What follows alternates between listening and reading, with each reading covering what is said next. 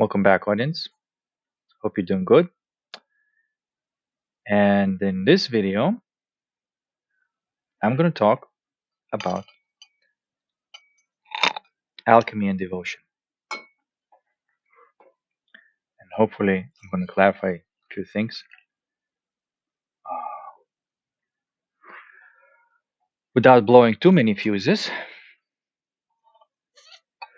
but I think it has to be talked about. I became more and more aware of this, and it gave me quite clear answer of this approach to the spirit and why there's such a huge difference between alchemy and devotion. Not a huge difference in it, but it's maybe the size is not really applicable here, but the fact that it's the opposite. Now, one way to approach life, and I call it the path of truth or the path of love. And because obviously in consciousness, there's always a masculine and feminine counterpart that pervades all facets of life, that is not arguable. And one of the ways for you to know what's going on here and what's right, what's wrong, is to find out all the things that changes and all the things that don't. You'll find out something that is eternal, something that never changes, and something that always does. And if you're interested in that, you will find the truth. And usually, you will end up in a state of bliss and peace. And that's when you found the truth and love in one.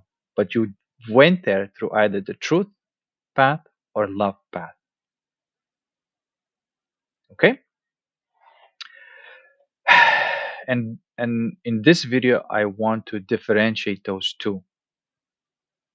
I think it's very important to even have this as a cultural understanding because it's based on metaphysics and physics, and it's universally observable with anybody with two neurons connected can see that. It doesn't have any kind of beliefs or emotional attachments, which are also beliefs, to some ideas, and just looking at everything as is. That curiosity for the true liberation and true enjoyment of life as supposed to be. It appears that we're here in this place where it's backwards, trying to create the society that it's, you know, harmonious. That's at least this is the game that I'm playing. Now,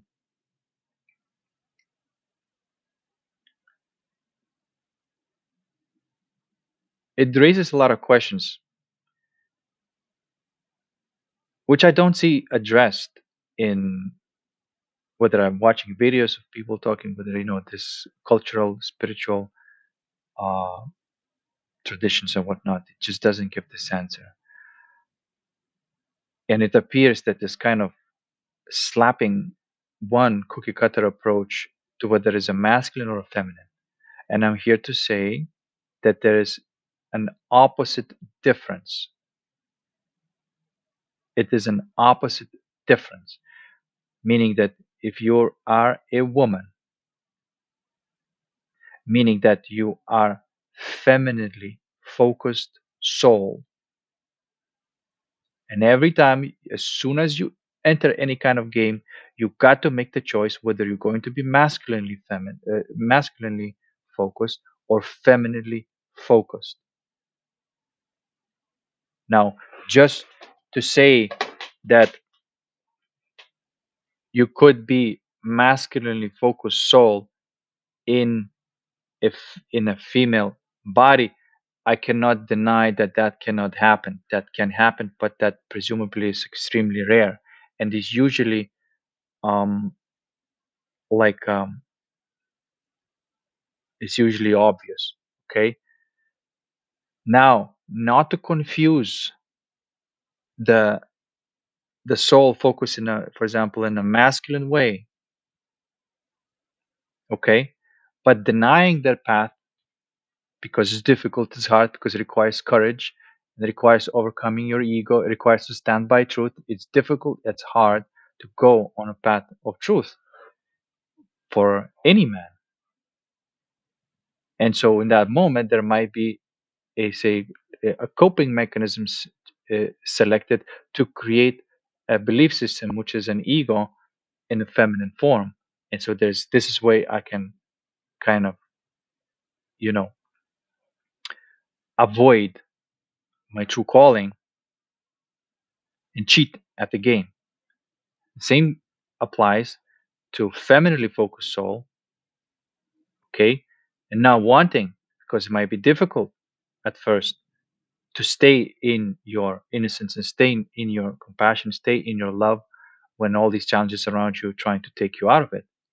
You may give in to those challenges of the matrix and say, all right, fuck it. I'll take the responsibility of being masculine.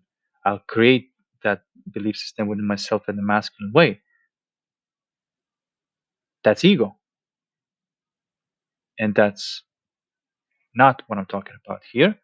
I'm talking about the right way.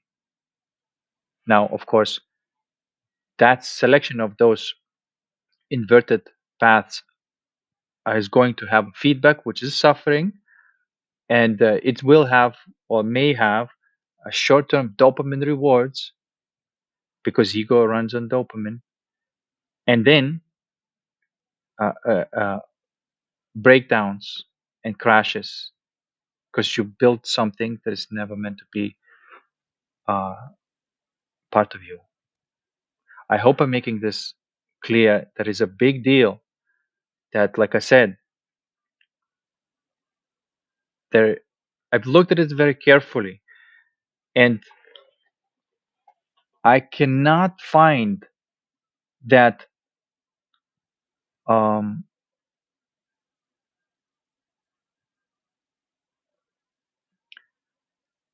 that selection of whether you're going to be playing a masculine polarity or feminine polarity is not the choice of your um, opinion. It's just been selected before you incarnated.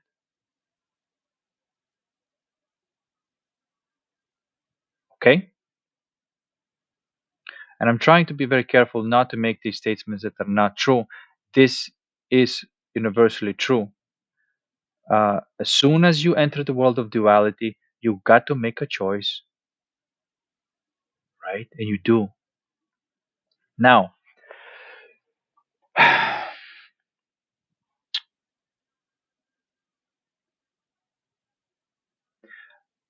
the final destination, whether you took the alchemical path or devotional path,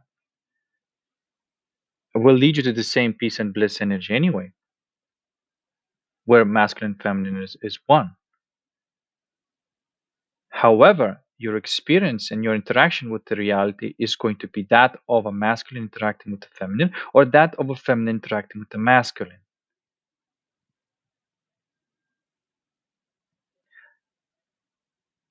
Okay? And I see people sometimes like,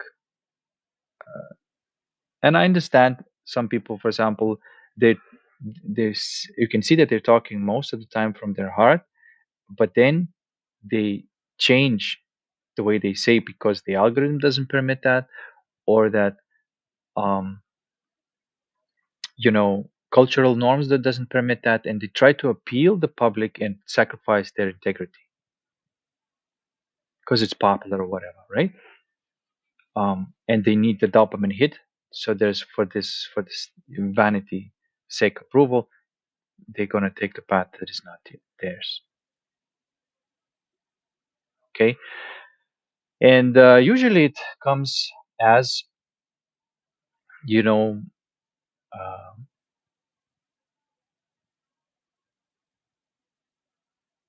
well, we already talked about this. We don't have to harp on it, but you can kind of see the consequence of that, right?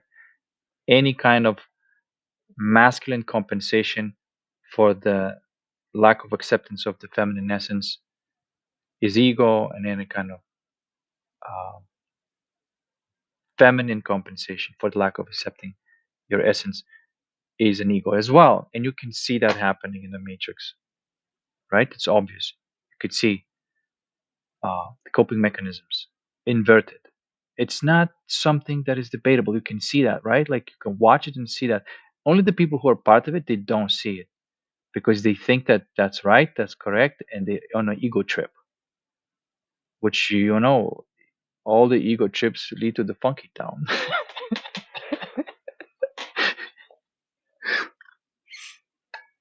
I have to entertain myself sometime, Now, I'm suggesting something here that is very, very important, that these teachings in spirituality, when they slap the label on everybody, they do not distinguish the man from the woman. And I'm distinguishing that. And I'm saying it's very different. It's opposite, actually. It leads to the same state,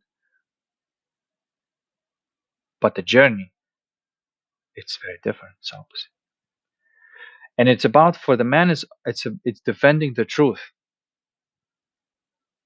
which is the man's soul's energy is the truth.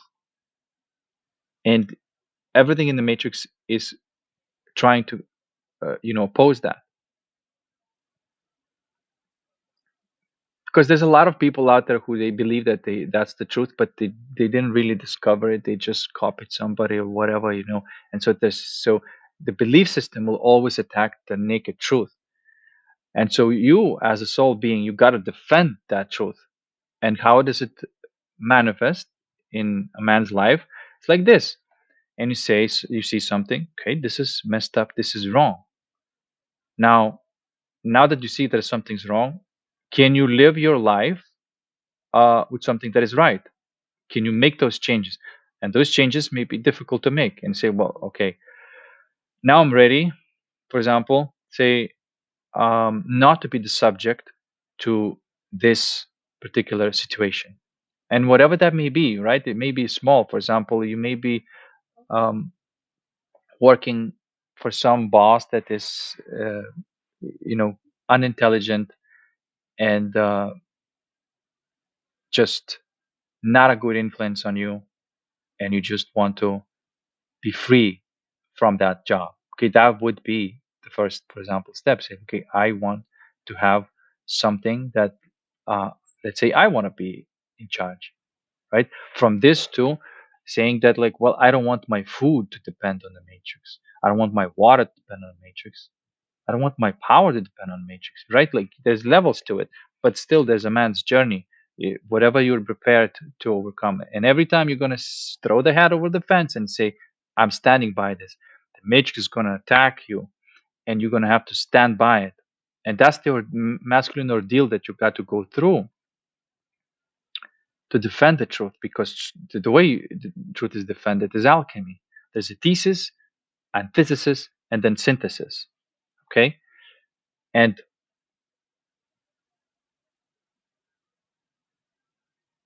once you decide and say, okay, this is wrong, I don't want to live this, I don't want to participate in this, I want to live differently. The moment you make that choice, there's you may feel energetic pressure inside of you, pressuring you to go back to the old ways. Now that's when the beginning of alchemy takes place. Now it's going to test your balls to see if you are going to stay in the fire when you are on fire, right? That's what the true meaning of like self-immolation even means. Like I know some people is so misguided and everything is like externalized.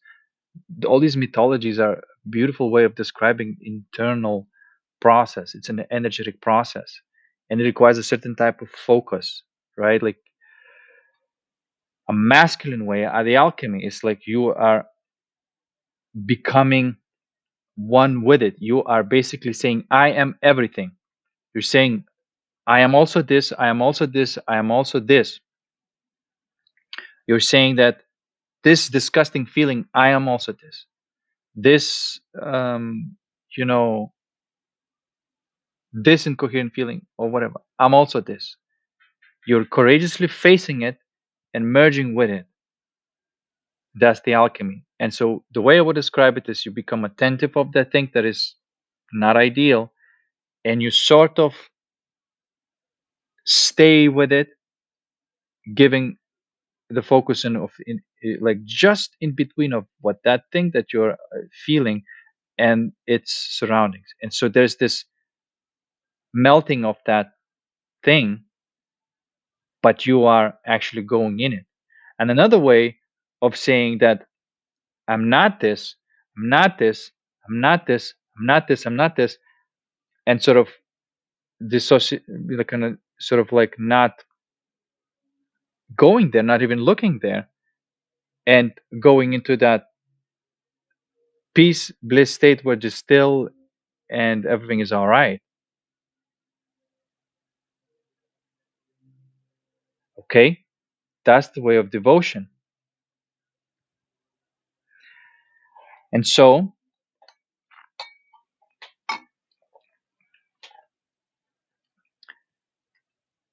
that's what I'm observing here to be the difference. Yes, anybody can go to that state of devotion through just, by answering the questions like, what are you without thought? What are you without that feeling that is there? It's gonna make you go into that state. It's like a part of you falls asleep. It's like falling asleep. And when you fall asleep and at least a little bit of awareness there, then there is that bliss may come along as well. But you went in the feminine way and the bliss come along. And if you're focused on a feminine experience, then that's all you got to do is surrender. But if you focus on a masculine experience, that's not going to cut it. It's not going to cut it. It will bring you again that incoherent feeling. And you can keep on trying to surrender and escape and escape and escape. And it's going to keep on bringing it to you until you go into this and face this. And that's the difference. And that is a big primordial difference. The difference between Jesus and Mary, you know? You see what I'm trying to say? Mary did not try to become Jesus, and Jesus did not try to become Mary. Like, that's an abomination.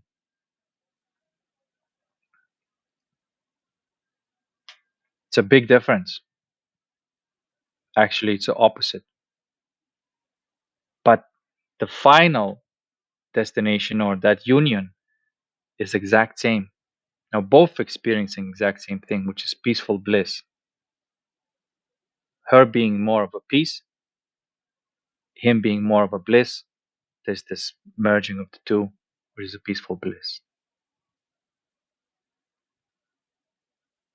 Okay? And upon this realization, when a man starts becoming an alchemist and a woman is becoming, devoted, it becomes easier and easier. At the beginning, it may be difficult, but it becomes easier and easier and easier because that is your essence. This is what you really are. That's how you are focused as a consciousness, as universal consciousness, have focused into polarity of female or polarity of a male. It's a big deal. And you cannot go back through the opposite way. You gotta go back, to your essence, the way you are. Okay. The way to cheat is not to take that journey that you're supposed to take and to create like a coping mechanism. If you have a feminine essence, build a masculine ego. If you have a masculine, essence, build um, feminine ego, right? And so what happens? You have him like all these freaks walking around, And that is literally an abomination. That's the true meaning of the word. And it is a type of cheating because it is saying that I don't have to go through all of this ordeal, this rite of passage. This is masculine or feminine. I say, I'm just going to cheat and I'm going to get it right away by just becoming this androgynous entity, And so then that will give me the solution. And then I'll be closer to God because I'm just not going to be neither. I'm going to be neither. No, I don't know what you're going to be, but you're definitely not going to be closer to God. You're going to be definitely closer to the matrix and to the Satan, not God.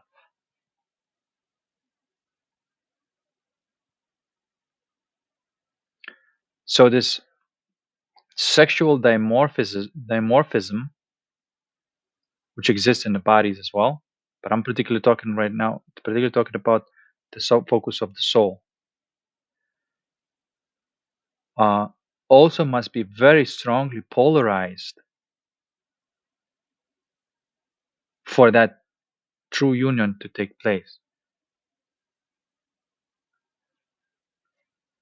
Okay, and I really don't like to see that. Like it does affect me at this point, but I'm just saying, all right, it is what it is. I'm just trying to accept it. But I don't like this to be the opposite.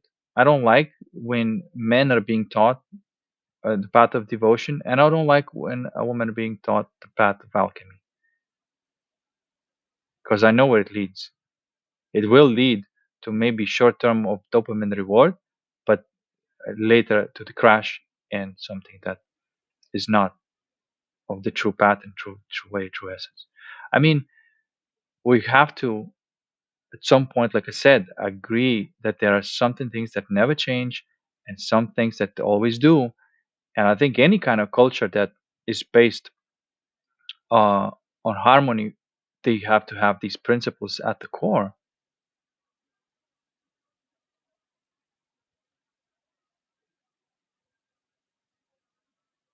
You see, that's what the really real power comes in. And the way I define power is your capacity to fulfill your soul desires or soul dreams. To me, that's real power. Can you create the dream? And if you imagine the world differently, can you create that world differently? See, this is why, like, if you are, going through life and you're watching what's going on and you see what's going on and you see all these, you just have, I like to ask questions like, okay, if there's just so many enlightened beings and they have so much influence on the world, why the world is still messed up? The logical answer is that they don't have that influence on the world, that they may have some influence of the world, but not enough for the world to start changing. And only recently, I start seeing a lot of people are interested in, just like crazy numbers, interested in living in this sustainable way of life. Um, so it is happening right now, but it is a slow process. There's still a lot of, you know, hesitation, but it's happening. And it is directly corresponding to whether you are going on your true path or not. And like I said, everything starts like, look, everything that I'm talking about, even though I'm saying, criticizing and saying, okay, this is wrong, I'm not saying this is wrong, you should do this. That's not what I'm saying. I'm saying that this is wrong, this is where you look to find what's right.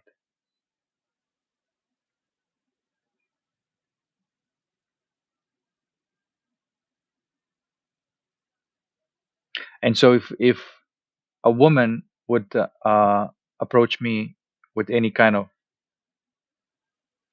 issue, any kind of emotional issue, whatever, I would help her and guide her to the 0 point, to that stillness and peace, and show her that, like, hey, this is always you, this is part of you, It protects you from everything. It is your safe place. And I do that actually. And they all report to me how amazing, how they never thought that they will escape from all this um, emotional turmoil that they had. That being able to tune to that 0 point, that stillness, um, was the way, was the answer. Okay, but this is not what I'm teaching men. I teach alchemy to men. Okay, and I'm not tell them. I don't tell them to just go to your peaceful, happy place where everything is kind of all right. I'm saying that whatever the disgusting and shitty feelings that are coming their way, it doesn't matter whether they're going into crowds, whether they're going, whether it's a time uh, that just comes over, that I'm saying that you gotta go in it, face it, and break through it. And I'm teaching courage to men and surrender to women.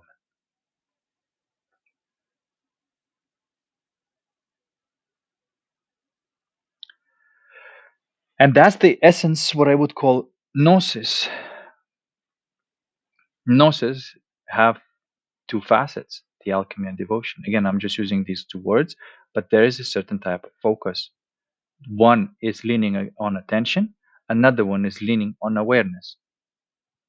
One says, I am it, I am everything, I'm also it.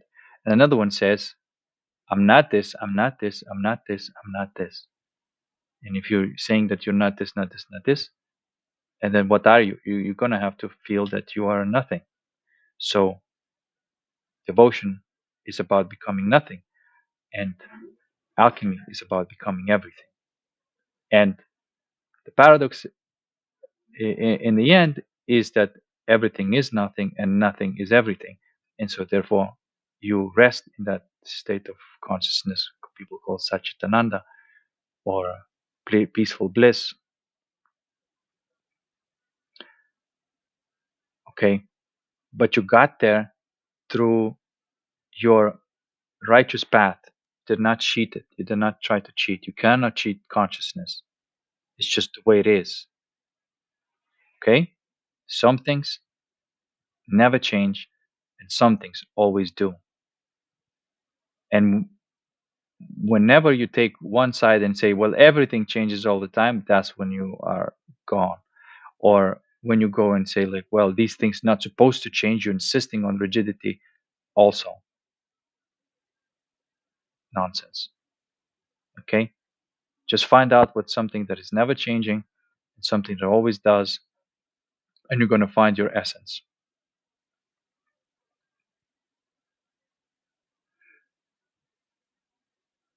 And I think this is what, like, a lot of people still, uh, you know, lean on seeking and still following somebody because, they've been taught a wrong path. So obviously, a man who is supposed to go on the path of alchemy and he's on a path of devotion, it's always not gonna be himself. It's not gonna be all right. It's like, okay, so doing this, everything's correct, but if something's off, something missing. Yeah, of course, because it's not your essence and it's not your way.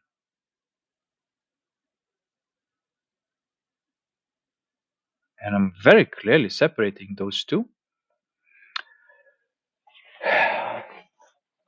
and distinguishing them. And of course, so I'm also allowing for the exceptions, which is, like I said, a masculinely focused soul in a feminine body. It's possible because the body is an avatar. It's it's it's which way you're focused when you begin playing this game. That's the important part. Okay, and I'm certain which way I'm focused. It's quite obvious to me, and I'm also very aware when I try to. Uh, I'm very aware when I try to cheat at it, right? And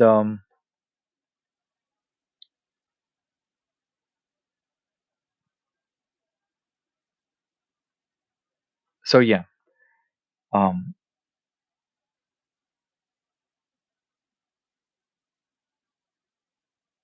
and yeah, and as long as you stay in your essence, and like I said, it will be challenged, man. Matrix does challenge you, but you don't give up on your essence. You stay in it, and that's the whole point. I think that's the whole point. Is like you have to go through it.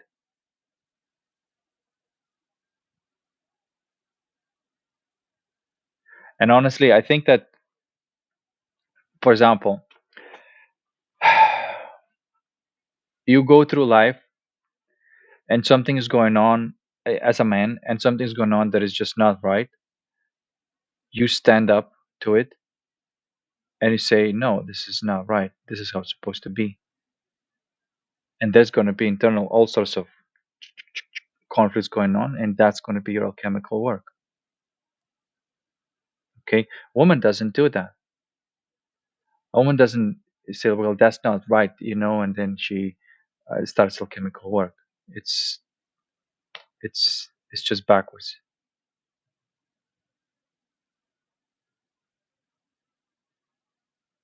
Now, um, a woman's power is compassion. It's silencing everything, right? And it's not changing it permanently, okay?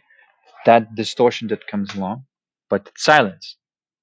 And so this is why a woman can deal with like some sort of situation that could go way out of hand through the compassion and bring the person who may be aggressor into the state of peace, okay? And that's the power of compassion. That's the power of women. And sometimes you could see some people talk about this. Um, like Ram Dass was talking about this as well. But that is a feminine approach. It is a feminine approach. Why there's a problem with this? It does work, and you do bring people into that state of peace, and you do resolve the conflict this way, and it's very powerful. However, ultimately, that distortion that was there that caused the problem in the first place did not go away. It was not corrected. It was just silenced. And this is why going through life in this way, you will create these bubbles of peace and everything, but you are not going to change the environment uh, and society, and and and and and have these not even come up, not have it, the aggressors in the first place. And that's the role of the alchemist, the permanent change. And the permanent change is not easy change; it's brutal. But once you go through it, it's life is never the same. And that's why I just wanted to differentiate those two once again and say that I'm actually making a type of statement here, and the statement is that you can either be masculinely or femininely focused soul. As long as you're playing the video game, as long as you're playing any kind of experience, and the only time you're not is when you are in the source, and there you're neither this neither that. So you can call like a universal soul is genderless. Individual soul always have to be that of the gender, because universal soul splits itself into two parts in order to come back together. That's the definition of um, unity and duality and how the metaphysics works, and no one can tell me that that's not how it works. It's just like arguing with the consciousness and the laws of consciousness. I can guarantee that if there isn't such dynamic, there is no of that harmony. It is going to be distortions in coping mechanisms, and it's not a real life. Um, okay.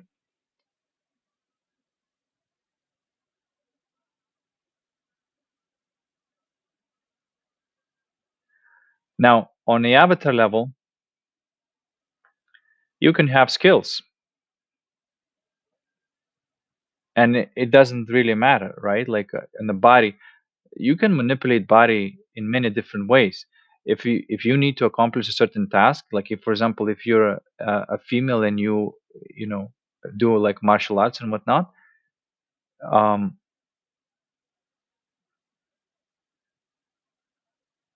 the skill to learn the skills of martial arts and the strength and the power that is maybe required in martial arts.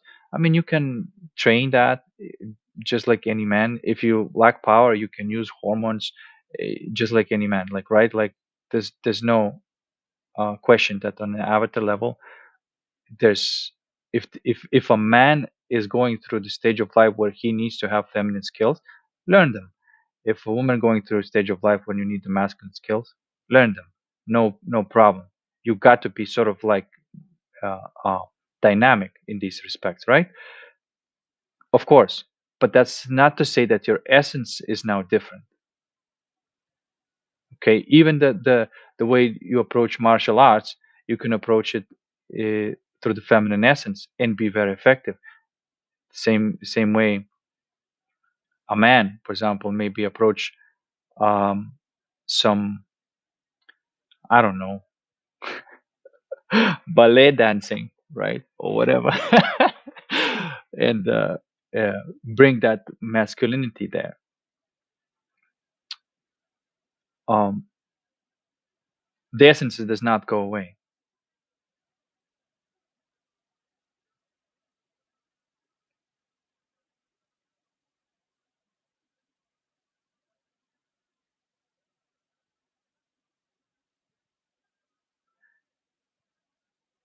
You know, the feminine is like round, right? It gets from one place to another in roundness. Masculine is kind of like a direct, straight kind of line, right?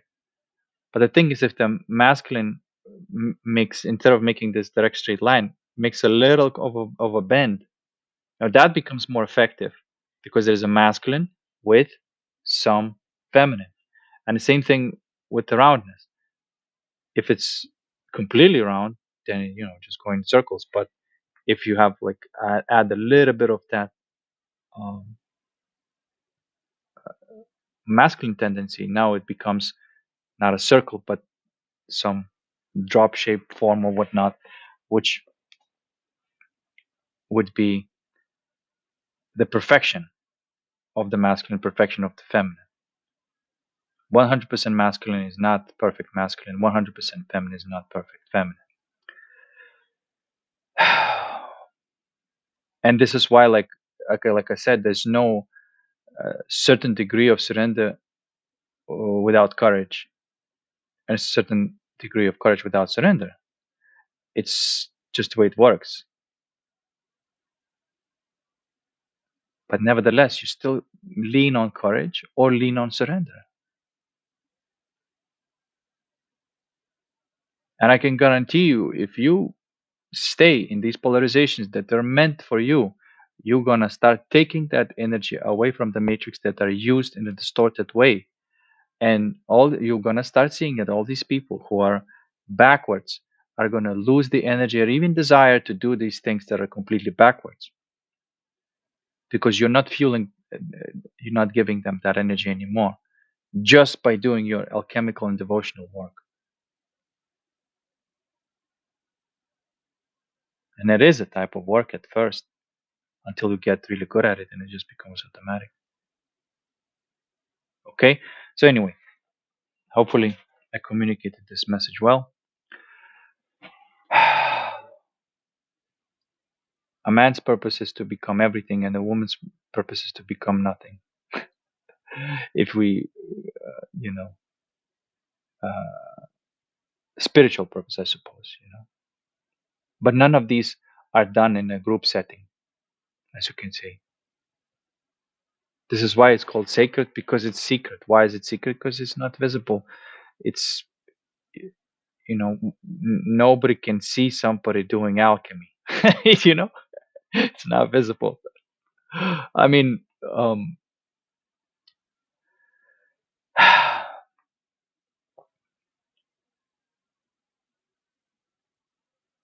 there may be some cues, of course, when it's a strong process that's going on, you can see, but it's not visible. So for example, like I could be, in town walking around, and I feel all these energies, and I feel what these energies are doing, and I could be alchemizing all these energies in the real time, and nobody knows what's going on.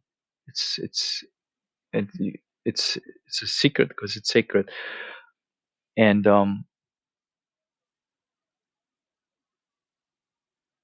that's what actually I mentioned this before. That's what actually real religion means, and this is why I'm going to say something here because all religions that you see, like Christianity, Hinduism, Buddhism, or whatever, are not religions. They are cultural traditions which based on a belief system, otherwise known as cults. They're not religions. Religion, there is no, you know, um,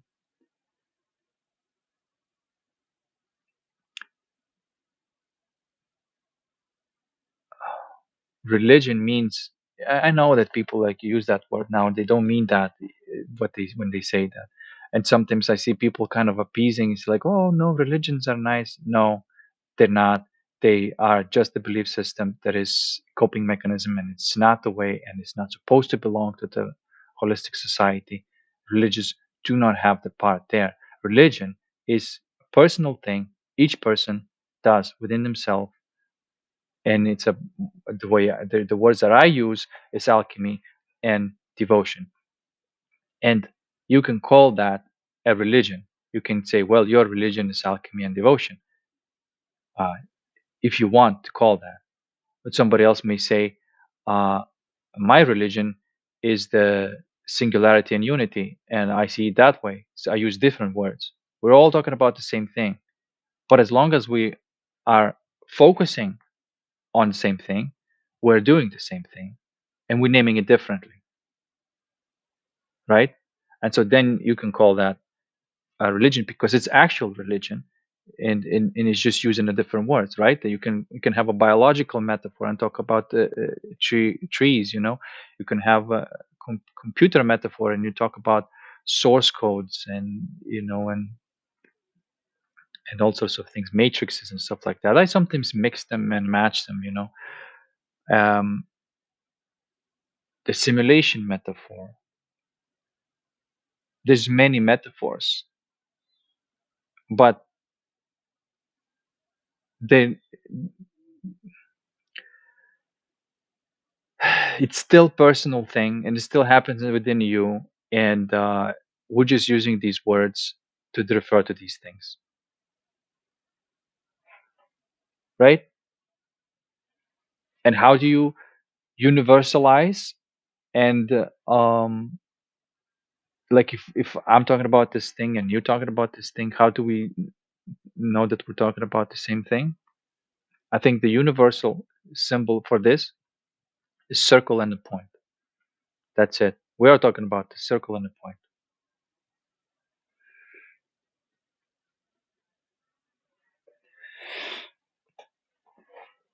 Alrighty then, that's enough for today. um Hope you enjoyed it. Hope it made sense. And let's get crack lacking. Peace. See you next one.